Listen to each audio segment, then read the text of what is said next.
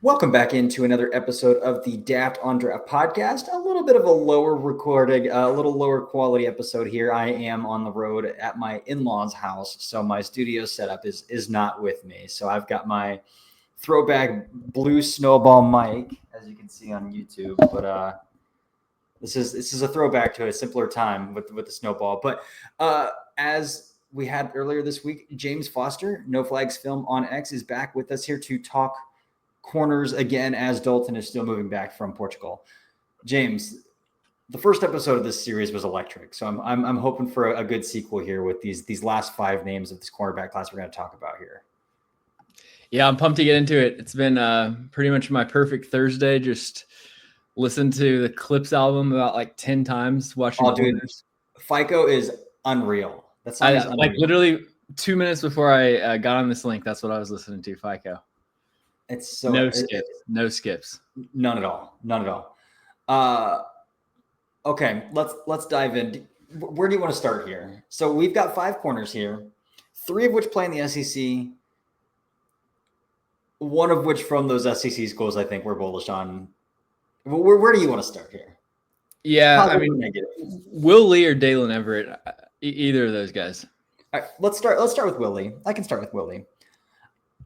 I came away a little torn on Will Lee. What I really love about Will Lee, he's like that. Will Lee is like that. Like, he wants all the smoke. He talks the talk, but he'll walk the walk. Like the Texas game, Isaiah Bond wanted nothing to do. They were not. Bond and Golden were not ready to match his competitive edge at all. No, he was punching them in the mouth. Like, there's one rep where Isaiah Bond just doesn't even get off the line of scrimmage. I'm so glad you brought that rep up because that was the first thing I was going to mention. Yeah, third down. He just gives up. Like 2 seconds into the rep, he's like, "All right, I'm not even getting." And Ewers goes to him on the backside. He's like, "Oh, he's getting jammed back to Alabama." And I think it's Jonte Cook on the other. There's another route too where he just jams the hell out of a receiver. And I think it was Jonte Cook.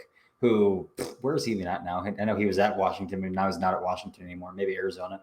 And Jonte Cook, the same. There's a new Hayes Fawcett update about him like every week. It seems like. Yeah, where Jonte Cook, I think it was Jonte Cook at the top of the route. Like, Willie just punches him in the mouth and he like knocks him over at the top of the route.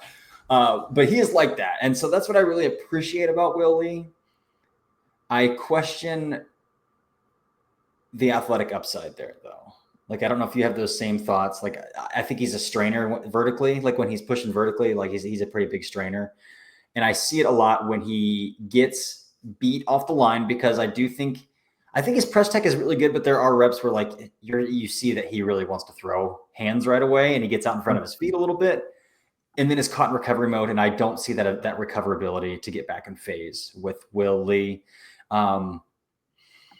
And I kind of see it in off man as well, because I think, again, his catch tech is really good. Like, he's going to stand his ground at the top of routes and he's going to throw hands when you get to the top of routes. And like, he's going to let you step on his toes. But I think he does that because he knows he has to kind of get hands on guys because he can get ran. Like Theo Weiss, Missouri game kind of gets him a couple times. Matthew Golden got him once in the Texas game. I see it vertically that I question what's the juice level there. What do you think? What do you see with Will Lee? So I love Will Lee. I actually came away I was really high on him heading into this, but I ended up watching a few games that I hadn't seen and like rewatching some of the tape because I'd studied him during the season. I actually came away higher on Will Lee than I was originally, and moved him up to cornerback 3 just ahead of Xavier Scott. So I think I kind of see what you're talking about with the ability, like how quickly does he reach top gear when he's transitioning from press? But I actually think like his straight line athleticism is borderline elite, especially at his size. So I mean, he was listed at 6'3". The actual NFS verified measurements are just under 6'1", which like I would take that height over a 6'3" corner. You know, like schools always lie about their heights, but like 6'1" is more than enough. 93rd percentile wingspan. And, you know, when you're going up against Will Lee as a receiver, you're not just going up against him, you're going up against him and the sideline, because he's going to drive you to it if you try to release outside. His tracking data is kind of insane. His top speed was 99th percentile for defensive backs last year, 87th percentile average top speed.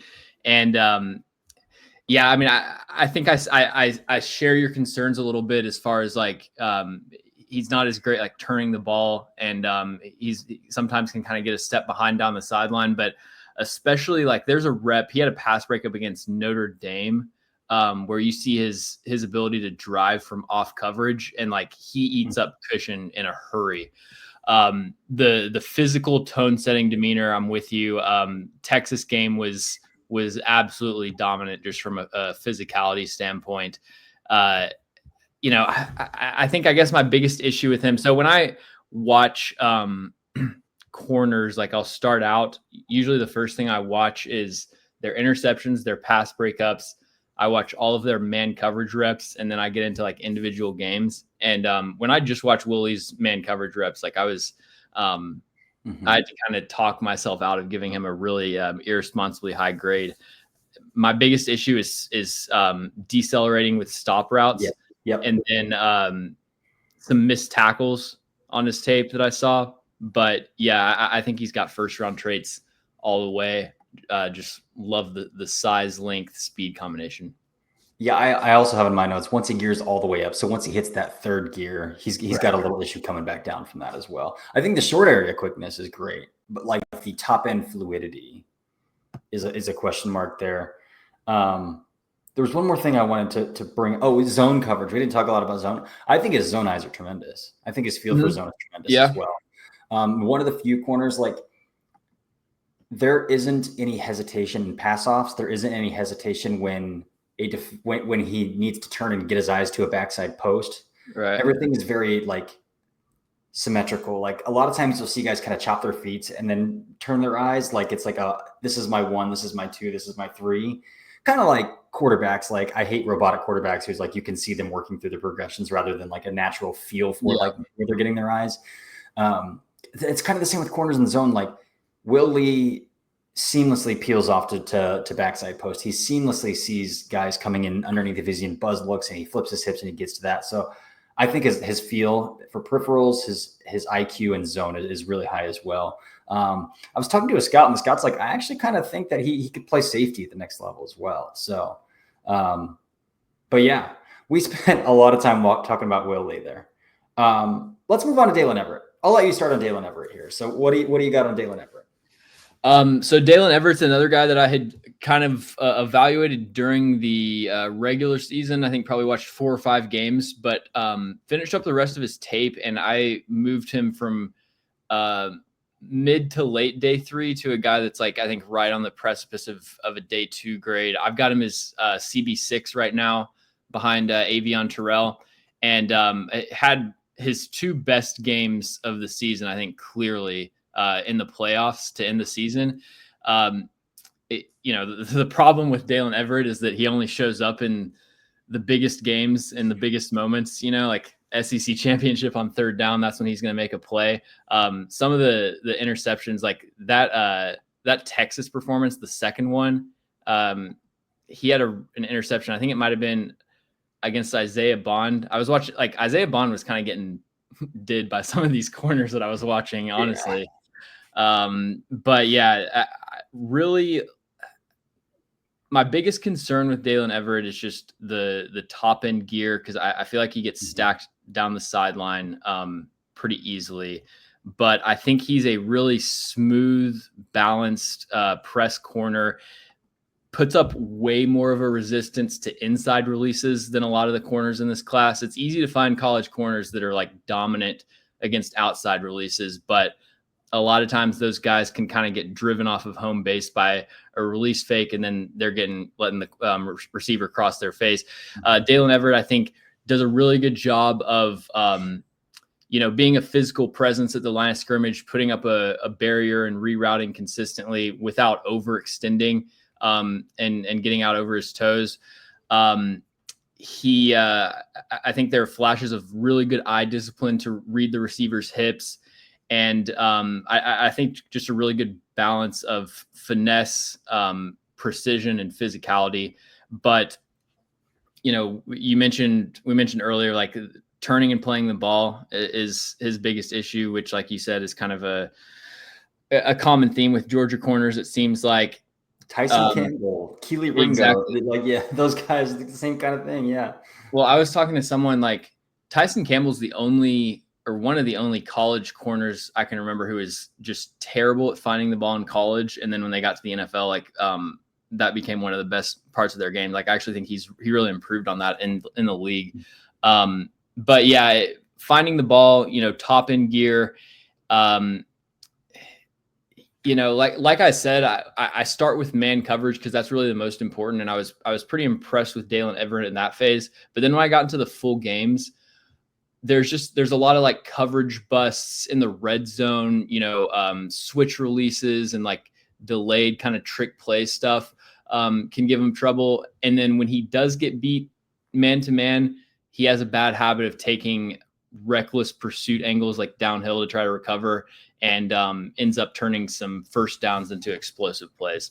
So yeah, I like Dalen Everett. If he gets a little bit more consistent, I think I could definitely see him as like a mid third rounder. But I got an early fourth on him right now. Yeah, let's see how he does again. Year 2 in a Georgia defense as a starter. That can always do wonders for a player as well. All right, man. Let's talk about the last SEC guy here. Domani Jackson from Alabama, man. I left watching him so pissed off that I took the time to watch him almost, man. Like I thought he was really high hipped. I didn't think he changed directions. He's very much a strainer vertically, and it almost looks like uncomfortable for him when he has to turn and run. Like he's got a broken hip. Like it looks painful for him to turn and run. I think what I was most disappointed with Domani Jackson is like when he's deconstructing blocks, I saw physical hands. Like I saw the ability there where like he's got a pretty strong punch, but the consistent effort level in the run game is one of the worst I've ever seen. I think in a position where guys just bite ankles anyway. Like, game? He's not even doing that, Yeah. So I really struggle with Domani Jackson. And then I think his feet and press are slow. Like his foot speed is suboptimal. I think his hands are all over the place, man. I don't know what there is to start with Domani Jackson. Like what's the starting place there outside of the amount of stars next to his name coming out of high school? Yeah. You put him on the list. And so I kind of went into it with an open mind because I was like, oh, maybe Corey watched him and really likes him. Because I'd watched him, for the kind of the first half of last year before I realized he wasn't going to be in the class. But I just really didn't see a whole lot there outside of him being tall and like sometimes he can get going pretty fast. Like I think he has a decent top speed. To me, he's not really a guy in this class that is worth paying attention to. And I don't think we'd be talking about him if he wasn't a former 5-star. Tend to agree there. All right. Rounding out the last 2 corners here. Let's start with Florida State corner, Jeremiah Wilson. Played Syracuse to Houston, now to Florida State. He was one of the guys that you wanted to add to the list, man. And I'm glad that you did because I really like Jeremiah Wilson. But you brought him to the list, so I'll let you start. I don't want to ruin your scouting report here. So you start with Jeremiah Wilson. I'll kind of fill in the cracks from there. Yeah, well, it's 3 years in a row that I've really liked a Florida State corner. I was a big Renardo Green and Azaria Thomas fan. Yeah. Jeremiah Wilson is kind of cut from a different cloth than those guys, and I think he's a good kind of foreshadowing for how different Florida State's defensive scheme is probably going to be. I was talking to Clay Fink, who covers Florida State for 247 Sports. It's going to be much more of like an off quarters type of system, as opposed to the last few years where you kind of knew going into a Florida State corner that it was just going to be press man every snap pretty much. And that's not Jeremiah Wilson's game. Going to be like right on the border of 30-inch arms, listed at 5'10", 183 pounds. And I think he had 49 man coverage reps last year. And I would estimate like 15% of those he was actually on the line of scrimmage. So like press man is just not really a part of his game. But you see the fluidity, the explosiveness from off coverage, really, really fast. He had a pick six. I forget who it was against, but he reached a top speed that would have tied the Kevontae Turpin's top speed in the NFL last year, 22.4.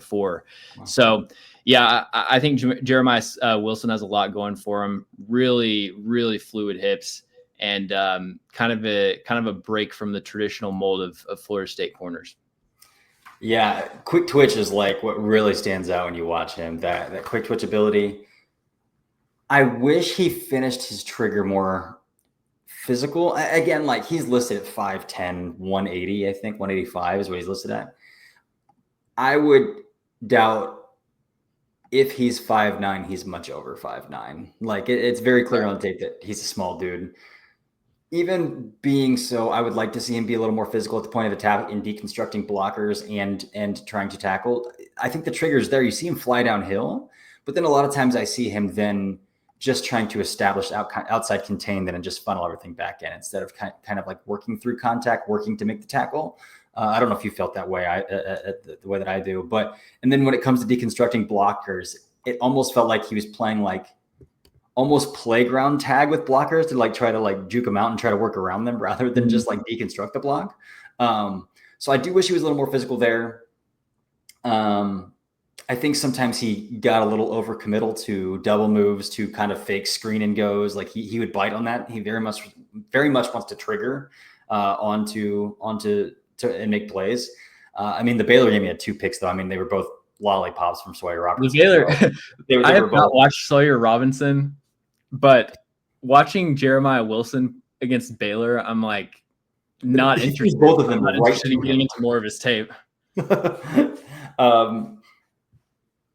Yeah. I do. That's interesting, the top end speed thing, because I saw a tendency for him to open his hips early. Mm-hmm. And I almost thought like, well, is he trying to compensate for something like a lack of long speed? But if he had that top end speed, then I don't think there's a lack of long speed there. But the hip timing then does come to question. I saw really explosive, really dynamic, really fluid speed turns, but he's speed turning with a good amount of space between him and receivers, if that makes sense. Right. Yeah, so I think he's got to close that gap and be a little more he's heavily reliant on his ability to speed turn and get his hips pointed wherever he needs to. So he's kind of loose with it a little bit. Yep. And I thought his spacing from buzz looks was awesome too. So whenever he is playing some sort of cloud coverage, spacing in cover 2, even to flip his hips and get to the boundary, if he is splitting, a 2x2 look or a 3x1 look where he's got 2 guys kind of coming at him, really awesome there as well. So I ended up with like a 5th round grade on Jeremiah Wilson, but I think that's a dude who, again, his trigger's there. If he can be a little more willing to fit, I think he could play the nickel at the next level, and he could be a really good nickel at the next level. But nickels have to be physical. Like they have to be more physical than outside corners do, just because they're going to be asked to sling into some fits. And that's where I kind of wonder, like, is that there? But I came away really impressed with Jeremiah Wilson, left with the 5th round grade. And so I think that's easily a draftable player. Yeah, I'm with you. I had a late 4th on him. Yep. Awesome. Well, let's round this out then. And this is a player that has a lot of hype from the bigger analytics company that people tend to flock to their grades and rankings. But then you look at scouts grades and they all have late day 3 grades here. So I just checked that. Yeah. So let's take one last look here at this cornerback class, and let's round this out with Chandler Rivers from Duke. James, again, I'll let you take the lead here. What was your impression of Chandler Rivers, and which side of that spectrum do you fall? Yeah, so he's 31 on PFF's board. Yeah. 278 on Plesto's rankings. Yes. I was definitely I guess I'm a Chandler Rivers centrist a little bit. I had a almost identical grade on Rivers as I did Jeremiah Wilson. Okay. He's a very undersized player, like 5'8.5", 184 pounds, 29.5-inch arms. not ideal from a physical measurables perspective. And so the bar for his tape is really high going in. Like he's got to kind of blow me away. To me, it wasn't consistent enough for me to give him a day 2 grade or anything, but I do think he's a really like feisty, sticky press corner. Duke ranked 14th in man coverage rate. So like he's playing single coverage pretty much every snap. Seemed to trail like the opposing team's best receiver. And so he was on an island in a pretty exposed role and played really well last year. He has easy recovery speed. He is the number one thing that stood out to me about Chandler Rivers is his ability to backpedal from the line of scrimmage and kind of expand his cushion and press coverage without getting leaned back on his heels. Like a lot of times when guys try to pop step or retreat, it gets their weight moving backwards, but he's just like so balanced with a low center of gravity, and he can really gear up like while he's face guarding a receiver. So that's really impressive to me. He's not an overwhelming like physical barrier at the line of scrimmage. There are some times where he can kind of get bullied and trucked in press man, but he is like the word I kept writing was feisty. Like he does a good job of being a nuisance at the line of scrimmage. Great route ID from off man. Another player that uses the sideline to his advantage in press man coverage. To me, the biggest thing with Chandler Rivers was slant routes. Gave up a touchdown against Miami and Wake Forest in the games that I watched on a quick slant. Just really, really easy to cross his face with inside releases. And then I was hoping you had watched him because like there was this route. He got absolutely routed up by Jalen Lane on this kind of blaze out. Like he struggles with kind of sharp redirection and deceleration sometimes. But yeah, man, really solid corner. Also like the best pass rushing defensive back I've seen in like forever, which is crazy because he's so small, but he legitimately like has a bull rush, and he would get like strip sacks last year. Had a lot of production, like only 31 pass rushing snaps, but he turned that into 10 pressures, 2 sacks, 2 forced fumbles. So kind of another just like weapon that he has at his disposal. Yeah, so I was going to bring up in the limited stuff that I watched, what impressed me, and I just pulled up his data as well because I wanted to double check it. The dude makes tackles at or behind the line of scrimmage quite a bit as well. Like plays that result, like in 2013, 19 stop tackles, 2014, 15 stop tackles. Missed tackle rate's a little high, but and then also he's played 135 snaps from the slot, 200 snaps from the slot, 200 snaps from the slot. And then he is on pace to play 400 career special team snaps, assuming he plays the same amount of special teams that he's played the past 3 seasons as well. Like he is on pace to kind of be that, like that's how you make a roster at the NFL level. That's how you get drafted. And, same thing talking about Jeremiah Wilson, like Chandler Rivers is going to live in the slot, especially if he has those chops to kind of blitz off the edge like that. And, or even green dog in situations where like his responsibility stays into block and pass protection, or he's not threatened and he kind of gets the free reign to make claim the quarterback. Like that's the kind of guy you want to stick your nose in fits if you run 75% nickel, which 30 teams do. Like that's just the way teams play these days. They play 75% nickel. So, Chandler Rivers is going to find a home at 5'8", 29-inch arms. It's not going to be early, but he is a player that's going to find a home, and I think he's going to find a role. Like that's just the kind of player he is. So I could see him being like kind of a if he didn't end up as a nickel, I could see him being like a Darius Williams type. Some of those quarters heavy teams have been able to make work on the outside. But yeah, like his snap alignment is basically just a direct reflection of wherever the opposing team's best receiver lined up. Because like, NC State, he was just trailing Concepcion. I don't know how to pronounce his name, but yeah, he's just following the other team's best guy. All right, let's get out of here on this right here. We've talked about 10 corners over the past, and you've ranked way more than that. Let's go out here. let's list our top 5 of the guys we've watched. I think our top 2 are consensus, like are the same here. McCoy, Abney. Yep. Yeah. Who is your CB3? I think I know the answer. Willie. Willie. Yeah. Okay. Willie came at CB5 for me. Okay. CB3 for me is Avion Terrell. Okay. As much as I want Avion Terrell to take like that cognitive step and that like the traits are still outrageous. CB4, Xavier Scott for you, right? CB4 Xavier Scott. Yeah. CB4 for me is DJ McKinney. So I have DJ McKinney right there at CB4 and then Willie at CB5. And CB5 for you is Avion Terrell. So then would the rest, like the other 2 in my top 7 would be then Dalen Everett and DJ McKinney. So are those 2 guys do we have the same top 7?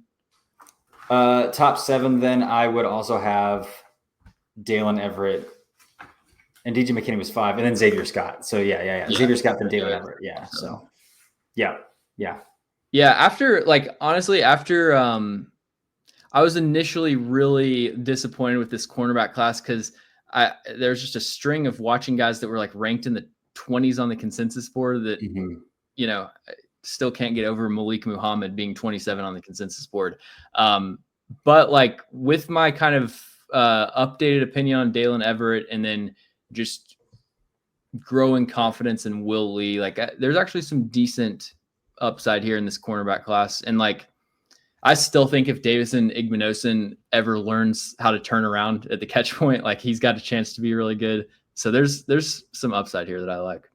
Yeah, for sure. I wish there was like more top end, like first round, even like early second round talent outside of the 2 that we named there at the top that we have at the top. But again, there's traits to bet on for sure. James and I have already predetermined next week we're diving into tight ends and just a little sneak preview. If you want a blocking tight end, if you are a tight end like old head, this is not the class for you. Yeah. If you're a tight end purist, not the class for you. This is the year of the F for sure.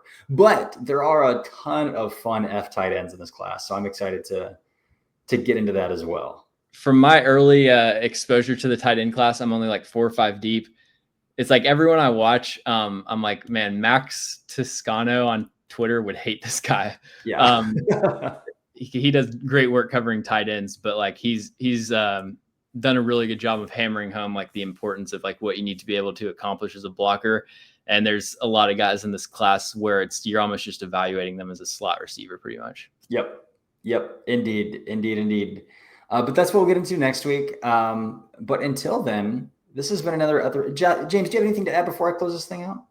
I would just say check out my latest YouTube video. It's a deep dive into the 2026 class. I just went 1 through 100 on my big board and broke down in depth pretty much like the top 70 guys and then kind of hit on some other guys later down the board. So it's a really in-depth preview of the class.